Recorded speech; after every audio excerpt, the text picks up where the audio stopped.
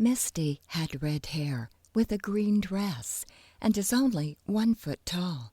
She's what you have always pictured as the perfect elf, except the pointed shoes and ears.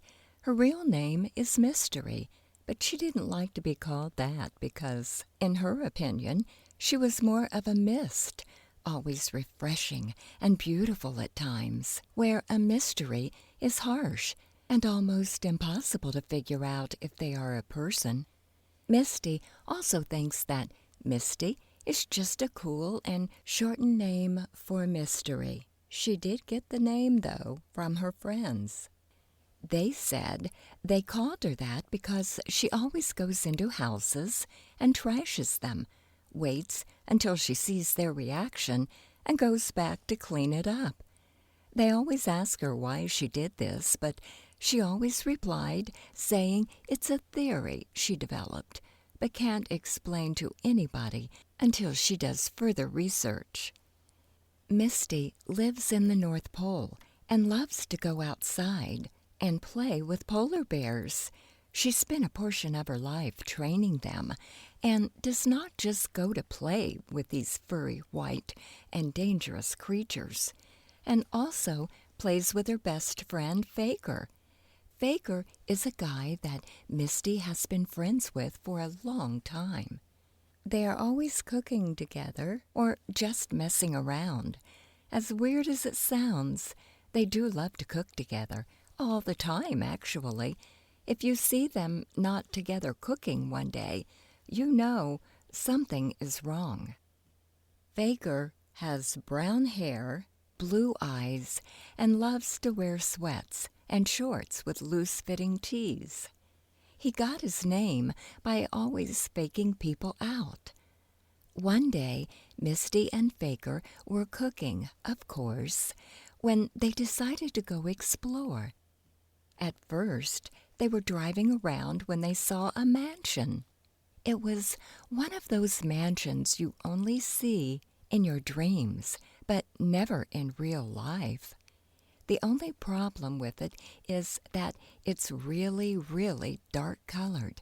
It was a black, but almost looked darker than black, like it was a new kind of color.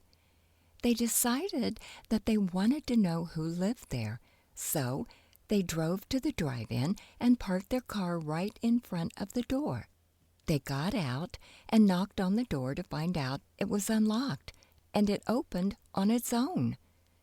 When they walked in, they saw an empty concrete room with bright lights and a big black kettle in the middle of the room, with an area to make a fire under it.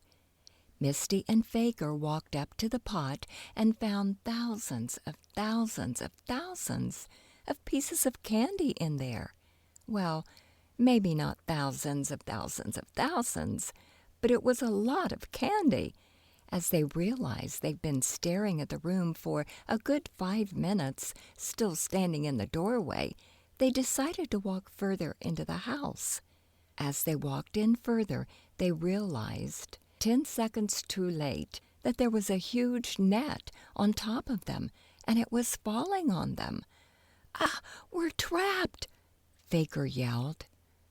"Way to point out the obvious," Misty said. "Yeah, I don't get why people do that. They are in a situation where it's obvious they are trapped, yet they still feel the need to say that. Doesn't that annoy you?" Faker said, realizing that is what he just did. "Yeah," Misty replied, annoyed. "I also hate when people are in these type of situations and they like to ramble." She then gave Faker a death glare. "Oh, sorry. So what do we do?" And right as the last syllable left Faker's lips, the net lifted them up and into the black kettle filled with all of the candy. "Well, I suggest we eat some while we can." "Why? It looks like we might be here a while." Maybe 30 to 40 minutes, I would say," a voice said behind Faker's back. Faker spun around and saw two very mean-looking people. One was female, while the other was male. They both looked like they just went to a funeral because they were both dressed in all black. While Faker was spinning around, he saw that Misty was giving him her famous "I told you so" stare. "Who are you?" Faker demanded, ignoring Misty.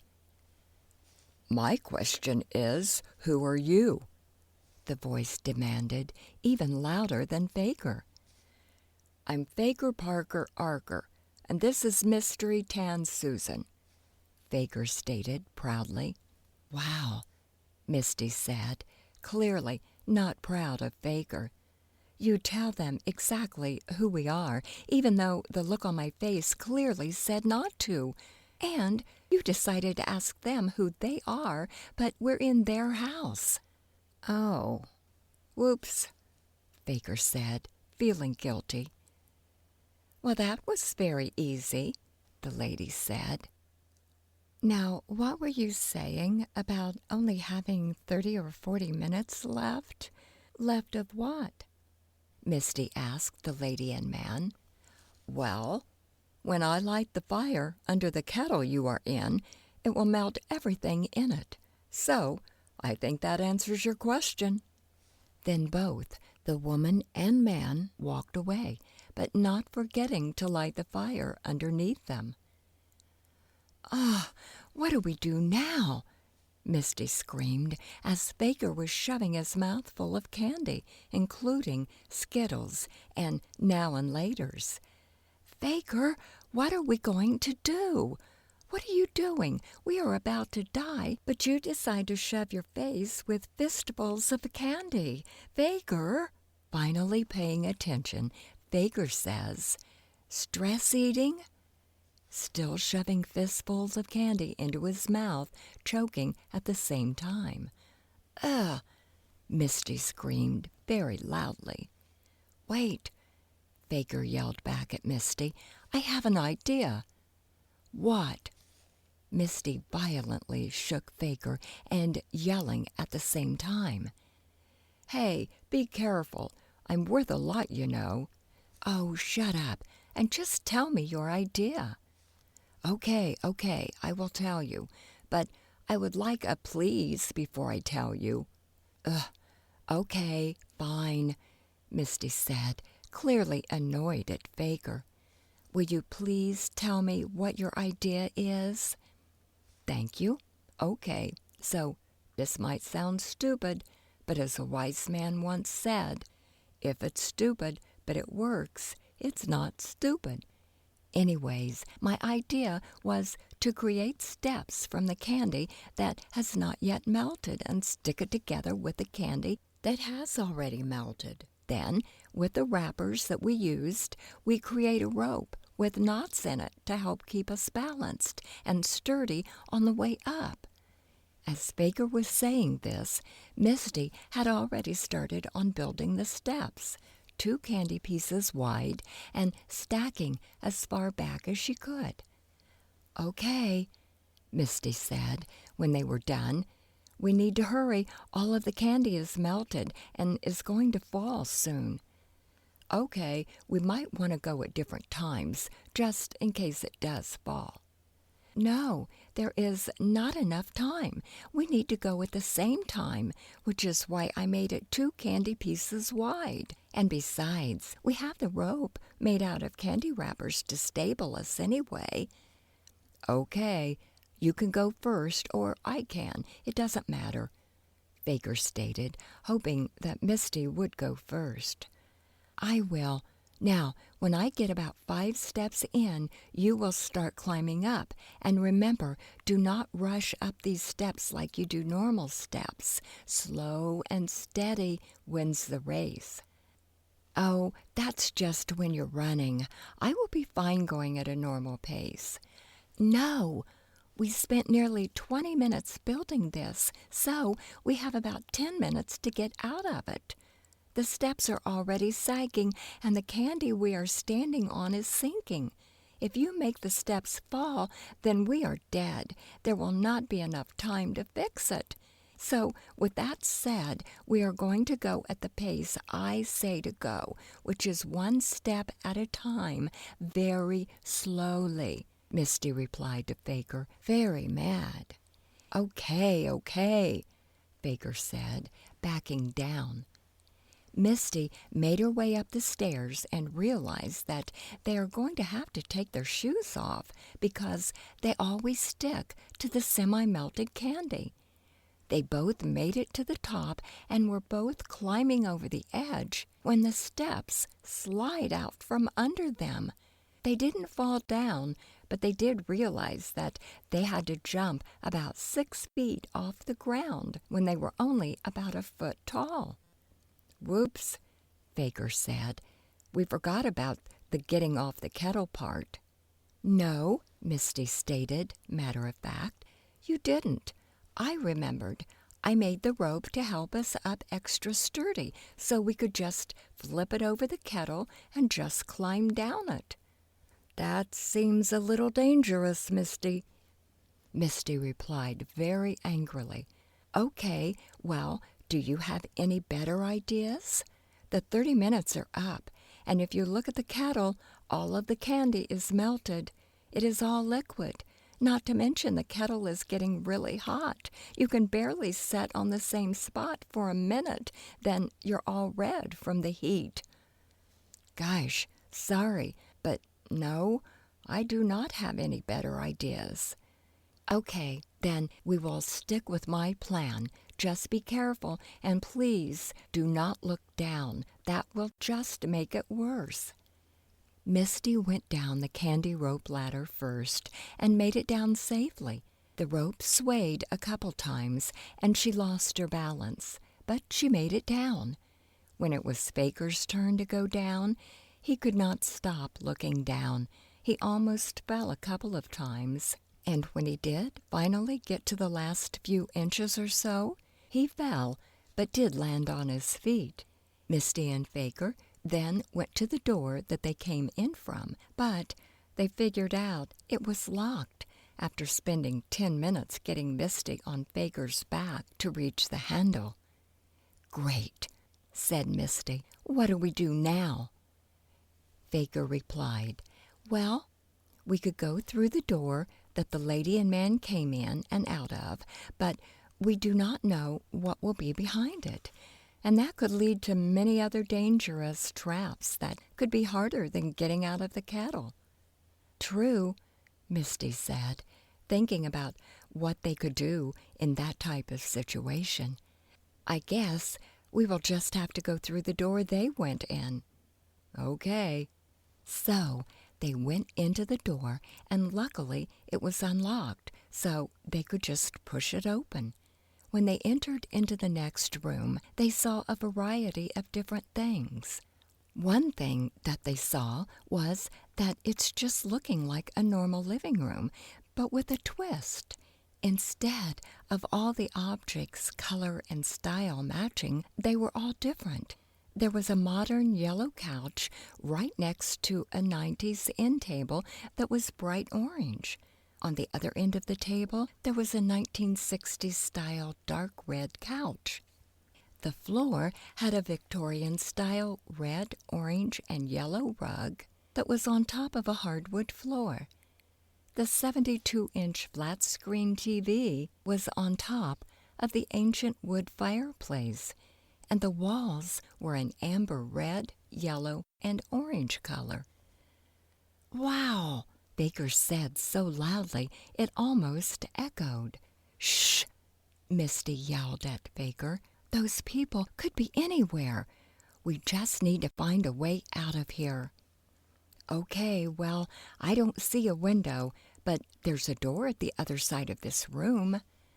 "Man, we cannot just keep walking from room to room. We need to find a way out of here soon, or we're in deep trouble because those people are bound to find us any minute." "Smart little cookie," said a voice they have come to recognize as the evil lady. "We have cameras set up all around this house, so there is no way you are leaving without us knowing." All of a sudden, the evil man was behind Misty and Faker, trying to grab both of them. He managed to get a hold of Faker, but Misty got away. Then the lady and man ran out of the room and into a garage. There was a car that they stuffed Faker in and then drove away. Little did they know that Misty had climbed onto the bumper of the car to stop them. They drove all the way out to the country, about an hour out. There they still did not see Misty, hidden now behind a fairy plum bush. The people, which Misty had started calling the Devil's Kids, started digging a hole in the ground. They then tried to put Faker into the hole. Once they got him in the hole, they sprinted to the car and drove off very quickly. Misty ran to the hole that they had just stuffed Faker in and realized that they left him just sitting there with nothing on top of him or holding him down, because they had knocked him out with laughing gas. "Come on," Misty said to herself. "Wake up, Faker." She realized he was going to be out for a while, so she decided to take in her surroundings. On the left was just a farm field, and the same to the right, and behind her. She looked straight ahead and saw that there was an old burnt-down building that she thought looked like a school. She dragged Faker in there and saw the remnants of what was left from the fire.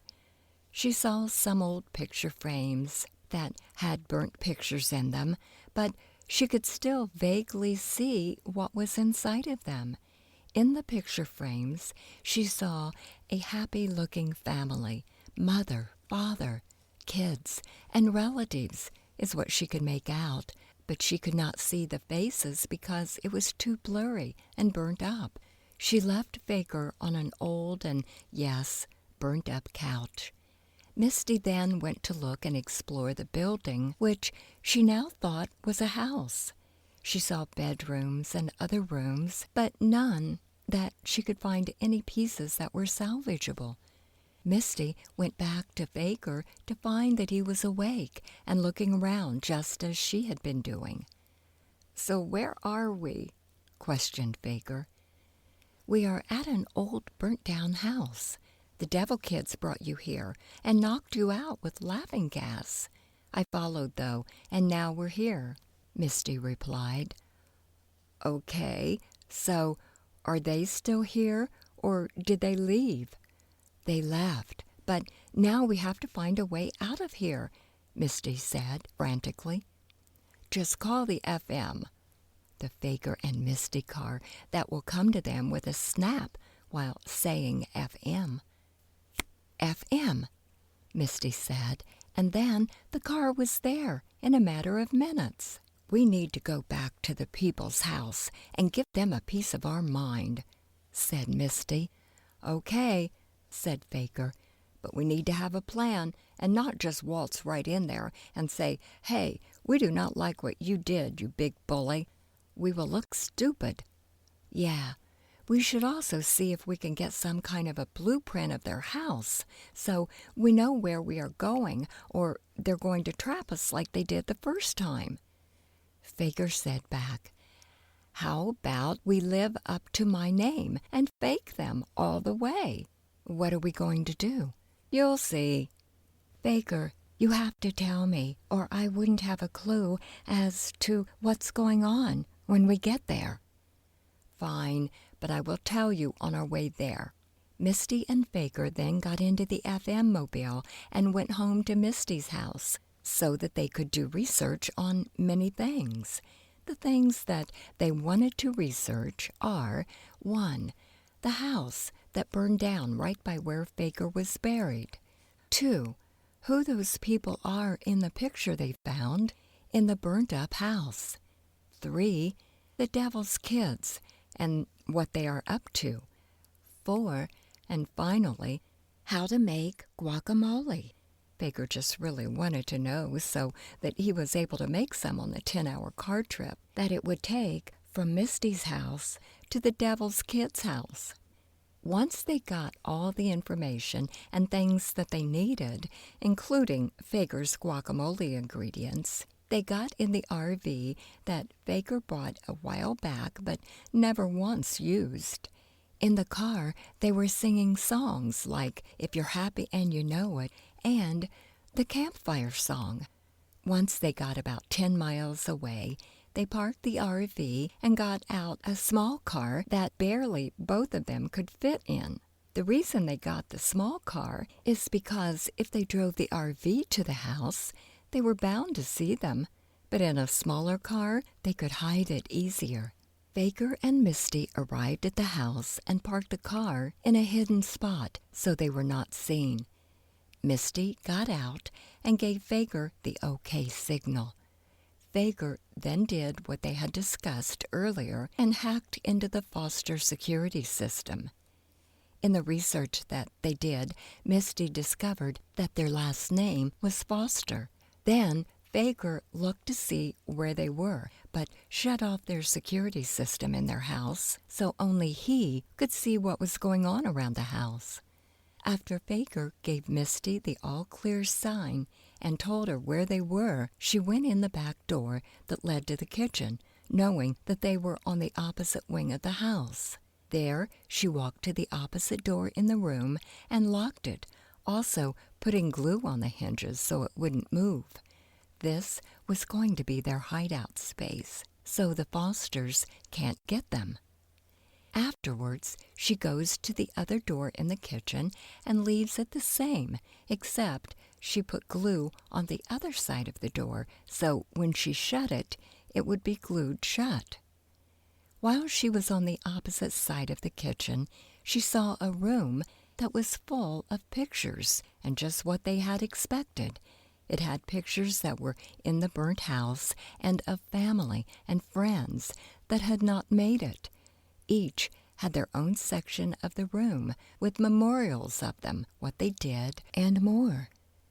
They are doing this because the house that they had researched was the Fosters' old home, and all of their friends and family were in the fire but did not make it out. The Fosters were blamed for starting the fire, but there was never enough evidence to prove them guilty, although people still hate them because they still think that they had started it. All of this hatred and longing to see all of their friends and family again made them shut the world out because they thought nobody cared about them anymore.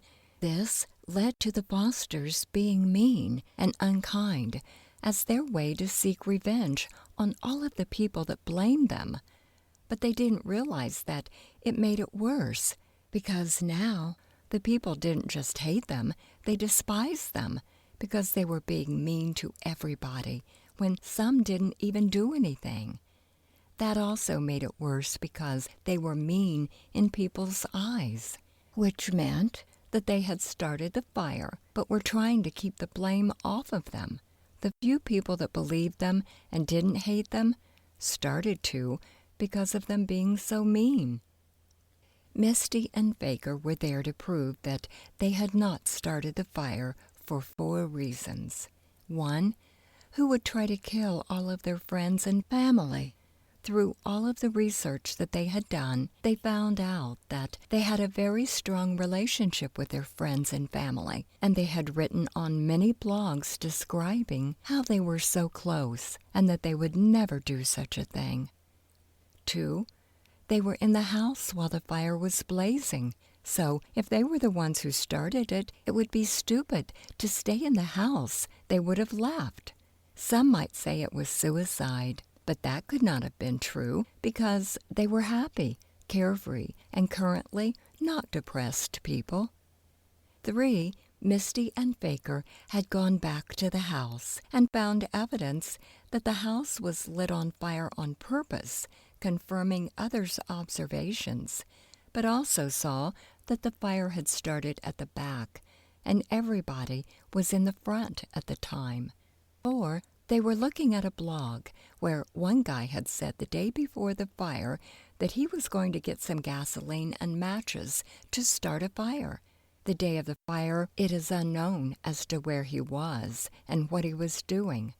The day after the fire, he had posted a comment saying that the fire he started had done what it was meant to do, but two things were missing, meaning that the two things that were missing were the Fosters. Misty and Baker did not want to contact the police yet because they wanted the Fosters to be on their side. They also needed the Fosters to be kinder to help them in court. Their plan was to trap them in the living room, which has the 70-inch flat-screen TV. They are trapping them in there because Misty and Baker know that's the only way they're going to listen to them. Once they are trapped in the room, they will play a video they made earlier saying who they think started the fire, blah, blah, blah, and so forth. Then, Misty and Baker are hoping that they will listen and be on their side. If they did not listen, Misty and Baker would try a couple more things, and then, if that didn't work, they would go to court, with or without them. After hours of chasing them from room to room, Baker, talking to Misty through a wireless mic attached to her dress, was telling her where to go and what doors to lock, and trying to lock the doors at the same time. Misty and Baker got the Fosters in the living room. Baker then played the video, and the Fosters sat on the couch to listen, knowing that they were trapped. The video lasted about 10 minutes, and at the end, the Fosters were crying. Misty and Baker both then entered the room, knowing that they were not going to be harmed. Once the Fosters realized Misty and Baker were in the room, the man started talking. "We know all about what you guys had just said in that video," he continued, "but have tried saying all that you've just told us. But they said it wasn't enough evidence." The lady whom Misty and Baker know is named Carol, and the man is named Eli, gave Eli a look, and he knew immediately what she was trying to say without saying anything at all. Carol said, "Okay, so there is a part of the story nobody knows, and we are very protective of this part. You have to never tell anybody about this, or there will be huge consequences, and not only for you, it will be for everybody." Misty and Baker agreed and waited for her to continue. "Okay, so I will start by saying that we know for a fact that one guy had started the fire, and we also know why," Carol had said, waiting for Eli to finish the rest. Eli stated, "You should also know that there was another survivor." "What?" Misty and Baker said at the same time. "Through all of our research, we had never come across that information," Misty said. "Yes, nobody was supposed to know about that." "Oh," Misty said. "Okay," Carol continued. "That man who had started the fire wanted the baby that we had just had, and the baby, by the way, was the survivor. So he wanted the baby because she had an inheritance of $5.6 million, and he thought if he had killed us all, he would get it because he was second in line for the money." "But then why did you guys say she was dead? Where is she?" Baker questioned. Eli said, "We said that because if they thought she was alive, he would try to destroy her, and we couldn't let that happen. So when the fire was blazing, we went to the basement where there was a fireproof tunnel, and we destroyed it as we came back from taking her to a safe place we could access without the tunnel. We said we were the only survivors, and they believed us." "Did that man get the money?" Misty asked. "Yes," Carol said, "but he only got half of it, and the other half went to us, since we are her parents." "Where is she? Could we meet her? What is her name?" Baker asked. "Her name is Adeline Claire Foster, and yes, you could meet her, because she is hidden in this house," Eli said. "What? We have the footage of this house, and we didn't see her?" Faker said questionably. "That is because we didn't put cameras in her wing of the house," Carol said. "Wait, why do you guys act so mean then?" Faker said. Misty replied, "Because if they didn't, people would know that they were hiding something." "Right," Eli said. So the Fosters took Misty and Faker to meet Adeline Clare and had to take many secret passages to get to the room where they were hiding her. The trip through the house to her room took about 30 minutes and was very exhausting for Misty and Faker. There were many staircases and buttons to open doors and hidden elevator.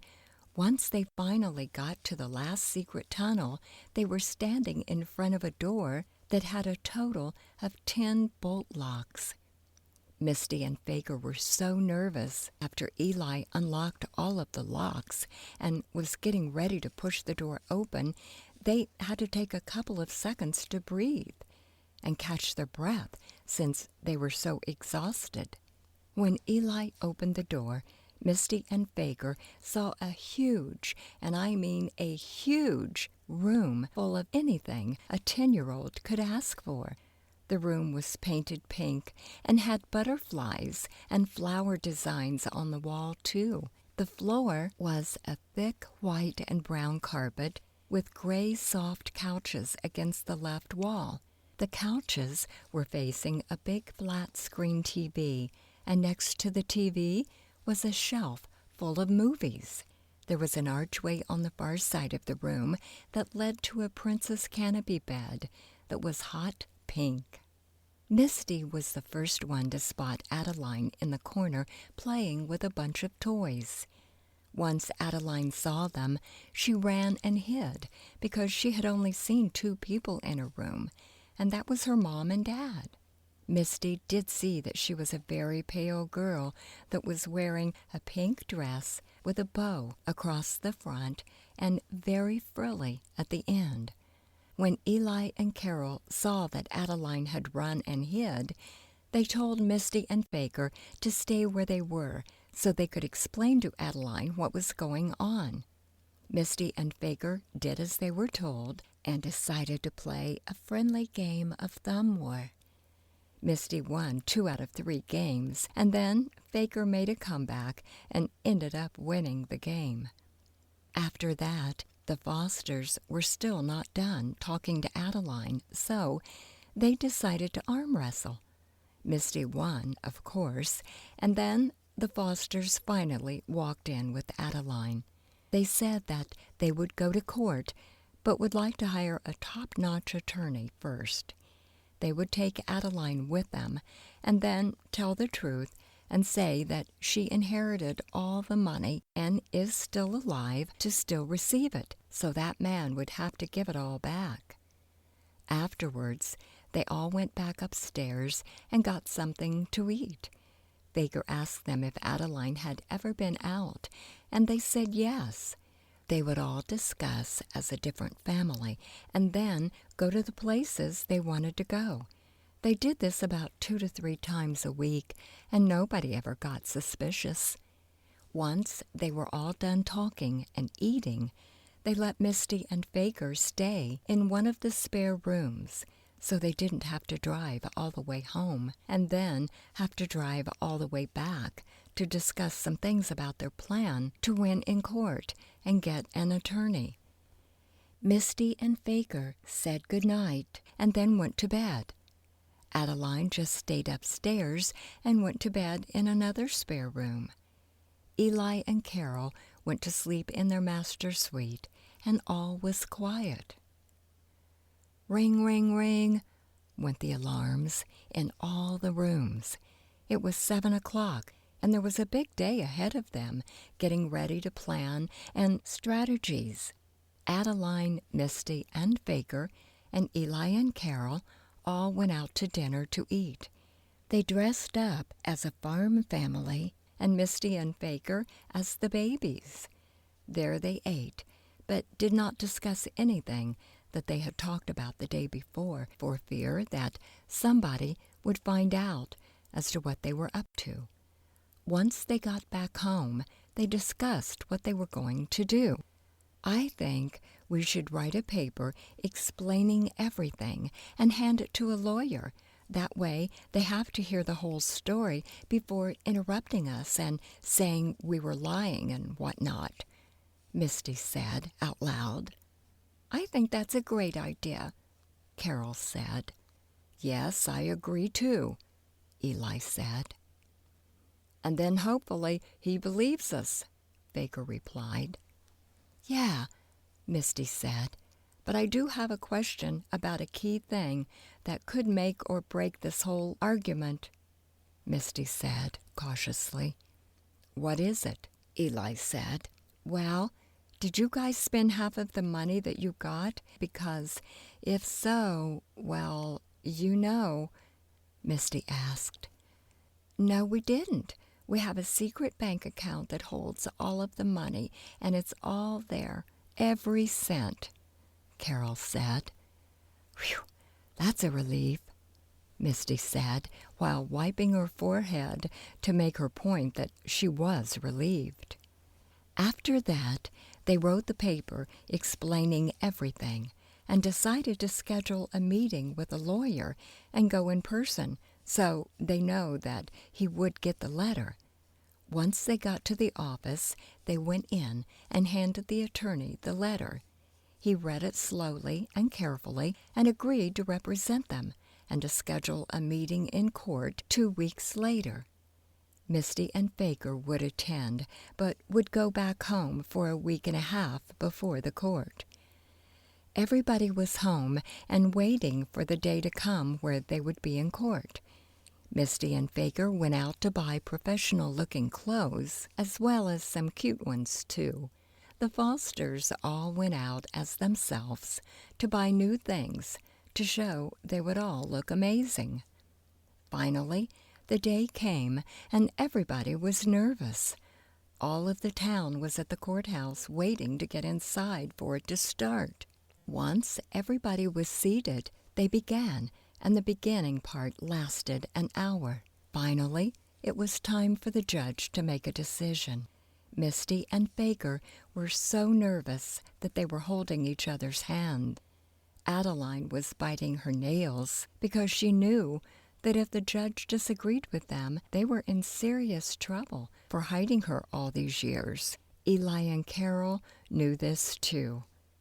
"I hereby claim," the judge said, "that the Fosters have provided enough evidence to say that Hermie, the guy who started the fire, is guilty and has to pay them back.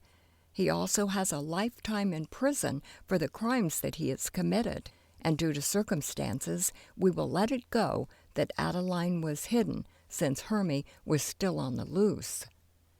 The crowd was amazed and shocked by the story that was told, but believed, like the judge, and cheered that the Fosters had won.